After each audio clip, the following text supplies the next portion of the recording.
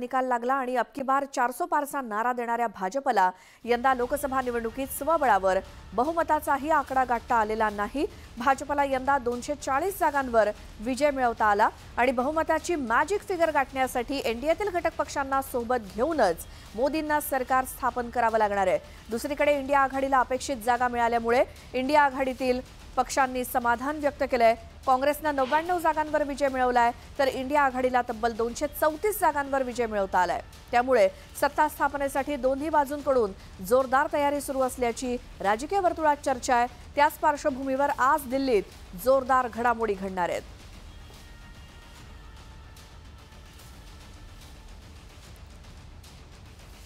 तर 2019 प्रमाणे या निवडणुकीतही भाजपचा विजयाचा झंझावात सुरू होता।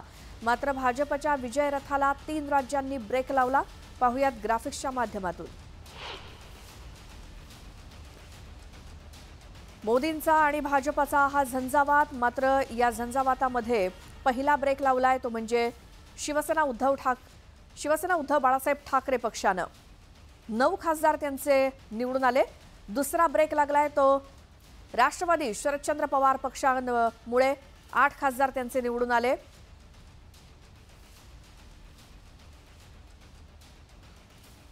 आणि संपूर्ण देशभरात असे काही ब्रेक लागलेत की त्यामुळे बहुमताचा रथ हा पंतप्रधान नरेंद्र मोदी यांचा अडला। त्यांचा जो काही स्पीड होता तो मंदावला। काँग्रेसने सुद्धा देशभरात 99 जागा जिंकल्यात आणि या सगळ्या स्पीड ब्रेकर्समुळे पंतप्रधान नरेंद्र मोदी यांचा रथ अडवला गेला। संपूर्ण देशभरातले नेते आणि त्यांच्या पार्टी, त्यांचे पक्ष आणि त्यांचे निवडून आलेले खासदार, त्यामुळे एकट्या भाजपला बहुमताचा आकडा गाठता आलेला नाही। तर देशामध्ये एनडीएला 292 जागा मिळाल्या। मित्रपक्षांना सोबत घेऊन सत्ता स्थापन करू शकते भाजप आणि एकूणच एनडीए आणि भाजपला स्वबळावरती 240 जागा मिळाल्या आहेत। आणि भाजपनं अर्थात एनडीएनं सत्ता स्थापनेचा दावा तर केलेला आहे। मात्र या सगळ्या संदर्भात आज नवी दिल्लीमध्ये आजपासून खलबतं सुरू होणार आहेत। भाजपला यंदा 240 जागांवरती विजय मिळाला संपूर्ण देशभरात, तर काँग्रेसला 99 जागांवर विजय मिळालाय। मात्र बहुमताची फिगर गाठण्यासाठी, मॅजिक फिगर गाठण्यासाठी भाजपला मित्रपक्षांची मदत घ्यावीच लागणार आहे। काँग्रेसला 99 आणि इंडिया आघाडीला देशभरात 234 जागांवर विजय मिळालाय।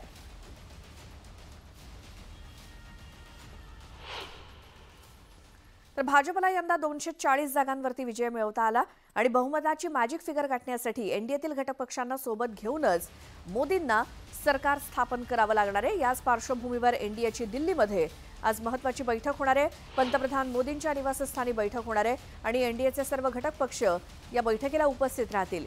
या बैठकीत नवीन सरकार स्थापनेसंदर्भात चर्चा होणार असल्याची माहिती मिळते। अधिक माहितीसाठी जाऊयात नवी दिल्लीहून आमचे प्रतिनिधी प्रशांत लीला रामदास आपल्या सोबत जोडले गेलेत। प्रशांत, काल निकाल लागल्यानंतर आता घडामोडी सुरू होणार आहेत नवी दिल्लीमध्ये। आज काय घडामोडी घडण्याची शक्यता? राजधानी दिल्लीमध्ये बैठकानंतर आजपासून सुरू होणार आहे, कारण की लोकसभेचा निकालानंतर ज्या पद्धतीचा मॅन्डेट आहे त्या मॅन्डेट नंतर बैठकांचे सत्र एनडीए असो किंवा मग इंडिया आघाडी असो दोघांमध्ये असणार आहे। पण त्यामध्ये सगळ्यात महत्वाचं म्हणजे पंतप्रधान नरेंद्र मोदी यांनी काल ज्या पद्धतीने घोषित केलंय, त्यांनी म्हटलंय की यावेळी पुन्हा एकदा एनडीए सरकार बनवणार आहे। त्याच निमित्ताने आज सायंकाळी 6 वाजता एक अत्यंत महत्वाची बैठक ही जी नरेंद्र मोदी यांच्या निवासस्थानी प्रशांत, आज नवी दिल्लीमध्ये घडामोडी असणार आहेत एनडीएच्या गोटात सुद्धा आणि इंडिया आघाडीच्या सुद्धा। दिवसभर त्याचे अपडेट तुमच्याकडनं घेत राहू। तर नवी दिल्लीमध्ये आज संध्याकाळी 6 वाजता इंडिया आघाडीची सुद्धा बैठक पार पडणार आहे। काँग्रेस अध्यक्ष मल्लिकार्जुन खरगेंच्या निवासस्थानी या बैठकीचं आयोजन करण्यात आलंय। या बैठकीला सोनिया गांधी, राहुल गांधी, शरद पवार, उद्धव ठाकरे यांच्यासोबतच इंडिया आघाडीतील इतर दिग्गज नेते उपस्थित राहतील। काँग्रेस विरोधी पक्षात बसायला तयार असून मित्रपक्षांचा सत्ता स्थापनेचा दबाव असल्याची माहिती न्यूज 18 लोकमतला सूत्रांनी दिली आहे। पुन्हा जाऊयात नवी दिल्लीतून आमचे प्रतिनिधी प्रशांत लीला रामदास आमच्या सोबत आहेत। प्रशांत, इंडिया आघाडीची सुद्धा आज बैठक होणार आहे, त्याबद्दल काय माहिती? बरोबर, इंडिया आघाडीची एक अत्यंत महत्त्वाची बैठक राजधानी दिल्लीमध्ये आज आयोजित होणार आहे। या बैठकीला ममता बॅनर्जीच्या वतीनं अभिषेक बॅनर्जी उपस्थित राहणार आहे, उद्धव ठाकरे उपस्थित राहणार आहे, त्यानंतर शरद पवार उपस्थित राहणार आहे। या बैठकीमध्ये ज्या पद्धतीनं काँग्रेस पक्षाने म्हटलेलं आहे की आम्ही विरोधी पक्षात बसण्यासाठी तयार आहोत, मात्र घटक पक्षांनी जे इंडिया आघाडीतले घटक पक्ष आहे त्या सगळ्यांचा दबाव आहे की जर शक्य असेल तर केंद्रामध्ये सरकार स्थापन करावं, त्या संदर्भात आजची ही बैठक होणार आहे।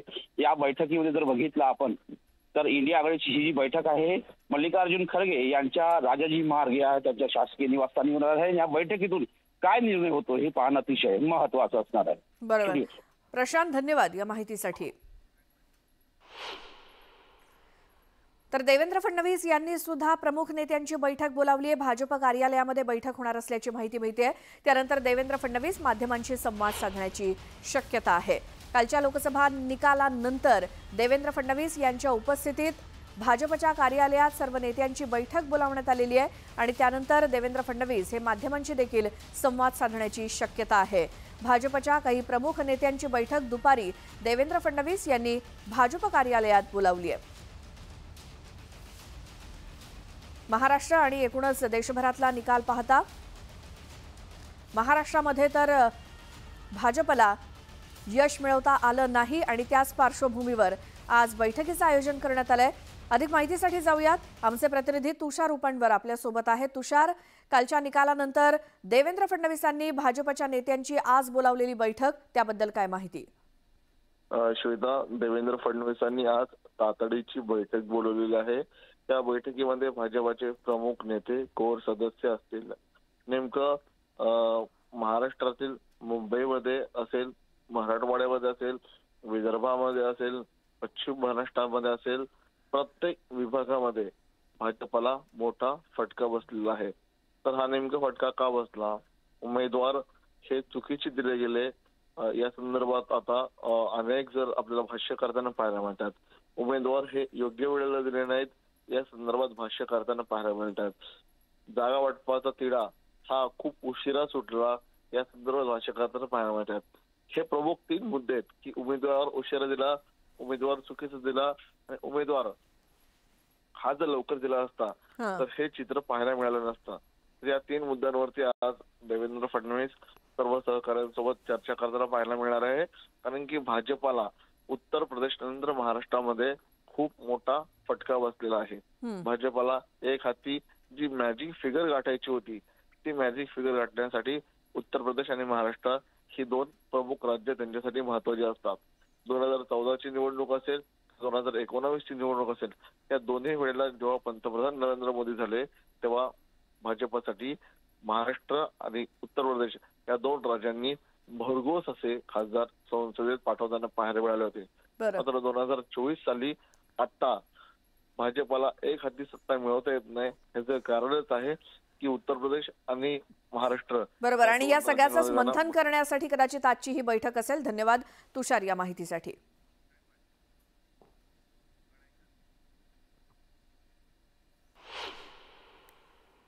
तर लोकसभा निवडणुकीच्या निकालाच्या पार्श्वभूमीवर उपमुख्यमंत्री देवेंद्र फडणवीस यांनी सोशल मीडियावरती एक पोस्ट केली।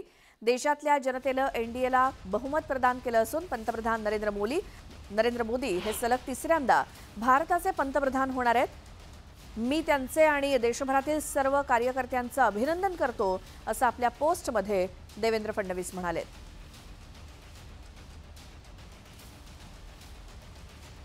देवेंद्र फडणवीसांची ही पोस्ट आपण बघूयात। पुन्हा एकदा देशातील जनतेनं एनडीएला संपूर्ण बहुमत प्रदान केलं आणि माननीय पंतप्रधान नरेंद्र मोदीजी सलग 3ऱ्यांदा भारताचे पंतप्रधान होणार आहेत। मी त्यांचे आणि देशभरातील सर्व कार्यकर्त्यांचं अभिनंदन करतो। इंडिया आघाडीतील सर्व पक्ष मिळून जितक्या जागांवर तरी आघाडीवर आहेत त्यापेक्षा अधिक जागा एकट्या भाजपच्या वाट्याला आल्या आहेत। शिवाय आंध्र प्रदेशात तेलुगू देसम पार्टीच्या नेतृत्वात भाजप युतीला तर ओडिशामध्ये भाजपच्या नेतृत्वात दणदणीत यश मिळालं। या दोन्ही राज्यातील कार्यकर्त्यांचं मी अभिनंदन करतो. उत्तर प्रदेश आणि महाराष्ट्रात आमच्या काही जागा कमी आल्या, पश्चिम बंगालमध्ये अधिक चांगलं यश मिळेल असं वाटत होतं. असं झालं असतं तर भाजप स्वबळावर 310च्या पुढे गेली असती आणि देशातील जनतेनं भक्कमपणे माननीय मोदीजींना साथ दिलेली आहे. संविधान बदलणार असा खोटा प्रचार करून जागा जिंकण्याचा प्रयत्न झाला, हे या निकालाचं दुर्दैव आहे. पण तरी निवडणुकीत जनतेचा जनादेश जसा असतो तसाच स्वीकारायचा असतो, तो शिरसावंद्य मानायचा असतो आणि या निकालाचं सखोल चिंतन करून विधानसभेत पुन्हा जनतेत जाऊन या लोकसभेची कसर व्याजासह भरून काढू अशी पोस्ट देवेंद्र फडणवीस यांची निकालानंतर.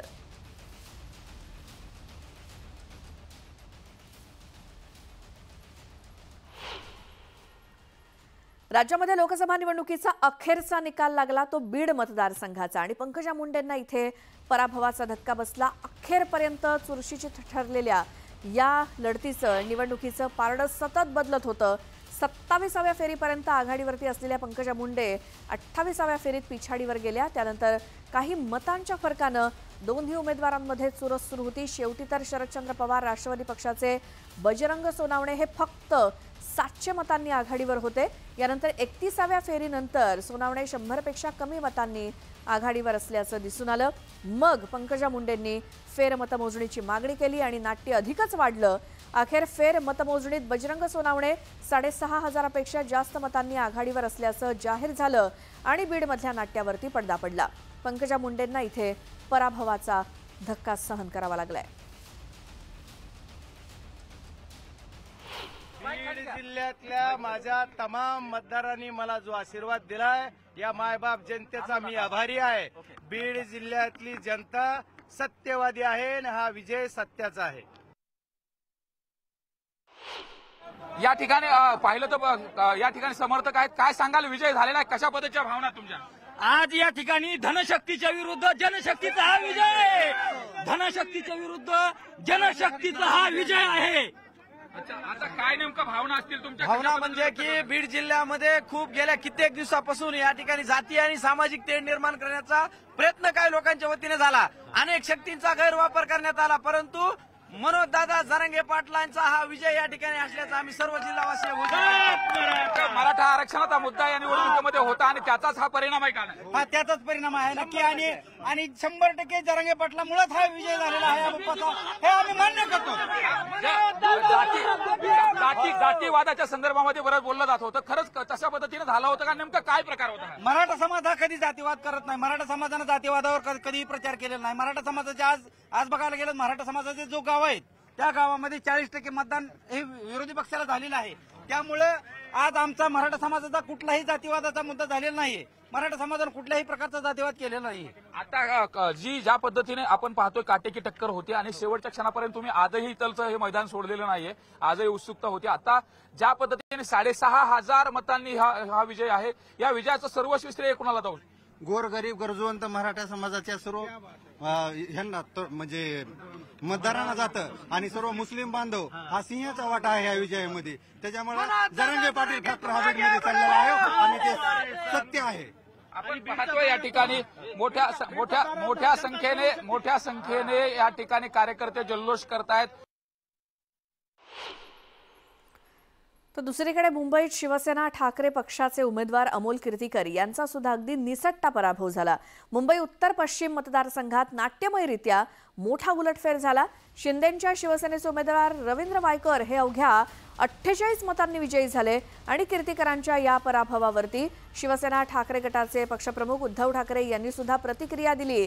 अमोलचा पराभव झालेला नसून आपण या निकालाला आव्हान देणार असल्याचं ठाकरेंनी सांगितलं.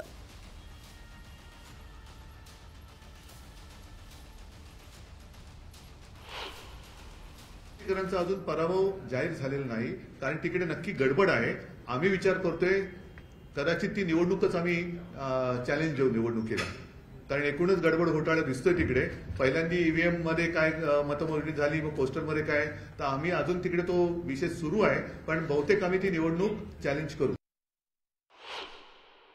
अमोल कीर्तिकर का जिस तरह से बिल्कुल आपने देखा किस तरह से वहाँ गड़बड़ी हुई है और वहाँ इंटेंशनली कुछ हुआ है कि इसमें हम जांच करें.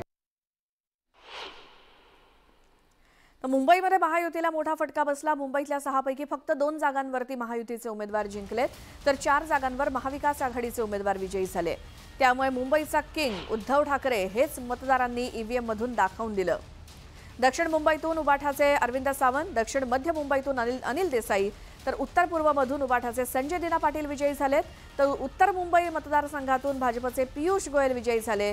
उत्तर पश्चिम मधून रवींद्र वायकर यांनी अटीतटीच्या लढतीत अमोल कीर्तीकरांचा पराभव केला, तर उत्तर मध्य मतदारसंघातून काँग्रेसच्या वर्षा गायकवाड यांनी भाजपचे उमेदवार उज्ज्वल निकम यांचा पराभव केला।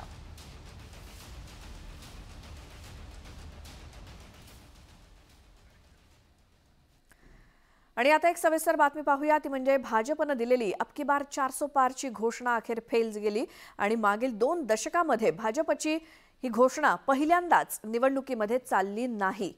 इंडिया आघाडीने जोरदार मुसंडी मारत भाजपच्या मनसुब्यांवरती पाणी फिरलं।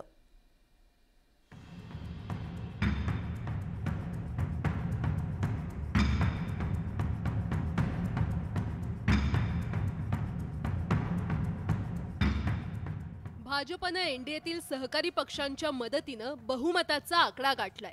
मात्र हा आकडा 2019च्या तुलनेत चांगलाच घटलाय, कारण 2019 मध्ये भाजपनं मित्रपक्षांसह 350चा आकडा ओलांडला होता आणि त्यामुळेच की काय भाजपनं 2024 मध्ये अब की बार 400 पार अशी घोषणा देऊन विरोधकांच्या गोटात चांगलीच दाणादाण उडवून दिली होती। याआधी भाजपनं काय घोषणा दिल्या होत्या ते आता पाहूयात। 2014च्या लोकसभा निवडणुकीत भाजपची अच्छे दिनची घोषणा मतदारांना चांगलीच भावली होती। त्यानंतर 2019 मध्ये भाजपनं मैं भी चौकीदार ही घोषणा देत 300चा आकडा पार केला। परिणामी भाजपनं 2024 मध्ये अब की बार 400 पारची घोषणा दिली। मात्र यावेळी भाजपला त्यांची घोषणा साकारता आली नाही। देशातील मतदारांना गृहीत धरणं आणि हुकुमशाही पद्धतीनं काम करणं भाजपला भोवल्याची टीका संजय राऊतांनी केली। या देशातील मतदारांनी आतापर्यंत भल्या भल्यांचा माज उतरवलाय याची आठवण संजय राऊतांनी करून दिली।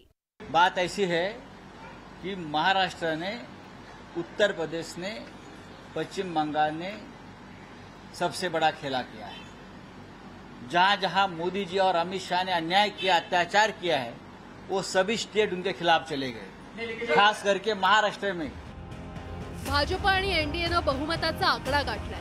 मात्र 2014 आणि 2019 मधील मोठ्या यशानंतर 2024 मध्ये झालेली घसरण भाजपला नक्कीच विचार करायला लावणारी आहे। Bureau report, news 18 Lokmat. आणखी अशाच काही बातम्या आपण बघूयात मात्र एका छोट्याशा ब्रेक नंतर।